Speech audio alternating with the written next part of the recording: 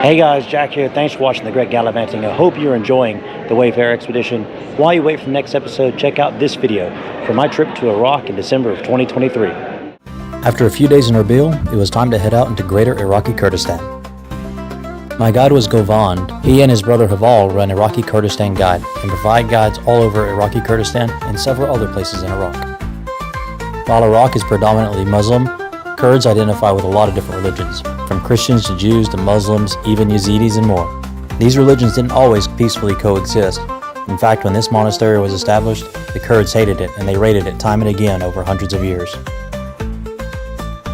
This monastery, the Marmata Monastery, overlooks the border between Iraqi Kurdistan and federal Iraq. Back when ISIS swept through the nation, the front line was just a few hundred meters from here. On one particular night, ISIS threatened the monastery, and it was only because the Peshmerga fought them back that this monastery still stands. All but one priest evacuated, and according to him, it was his belief that someone needed to stand between ISIS and the monastery, even if it meant certain death.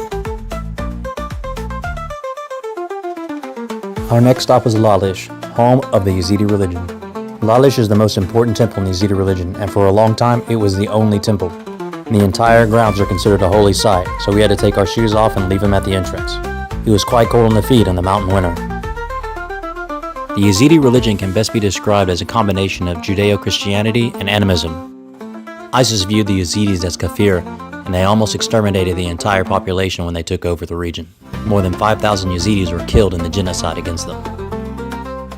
It was quite a privilege to be able to visit the temple and understand a bit about a religion that I'd never heard of.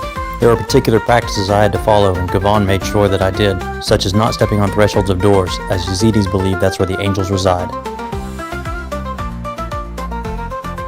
While generally open to visitors, there are some places that are off limits, like the baptistries, which are reserved only for Yazidis. There are also tombs which normally tourists wouldn't be allowed to visit. However, the Yazidis know Govand, and they allowed him to make certain determinations on whether to take tourists there or not, based on their behavior. Out of respect for their religious practices, I didn't take any recordings or pictures when I was there. As I learned in Barcelona many years ago, some things are only for me.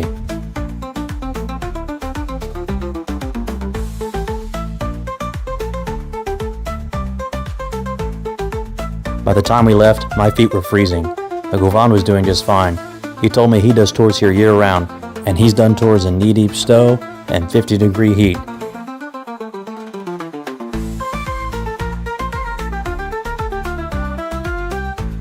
One thing that amazed me was just how beautiful the Kurdish countryside was. While I knew it was farther north in Iraq, I had no idea just how different it would look from Anbar province where I was before. As we drove, Govand and I talked about Iraq and its history. We were about the same age, and we had both experienced the country from vastly different perspectives. It was incredible to see just how different our experiences in the country had been.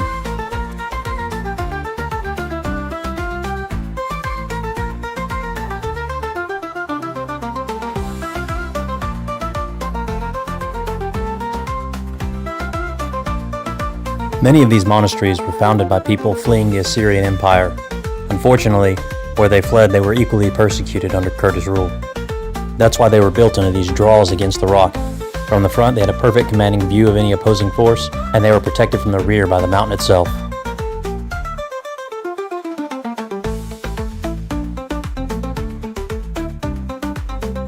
As we toured the monasteries, it occurred to me that these were the perfect place to reflect on one's religion, as we were isolated, far away from anyone else, and free from the distractions of the modern world.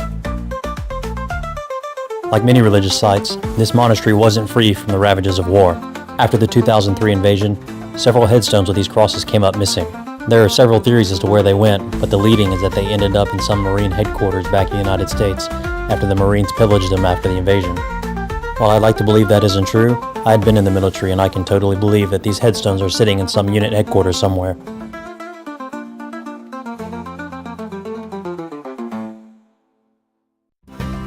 Our last stop for the night was a city called Duhok, a historically Christian community which exploded in popularity after the 2003 invasion. The old city can still be seen tucked away into the mountain, but the new city sprawls out across the valley. Govand wasn't kidding when he said the 2003 invasion was one of the best things to happen to Iraqi Kurdistan. When he asked, I told Govand that we didn't need to stay in a fancy place, so we opted for a local place that was a bit cheaper. Well, if this was the cheap option, I'd love to see what the expensive one was, because this was a beautiful hotel.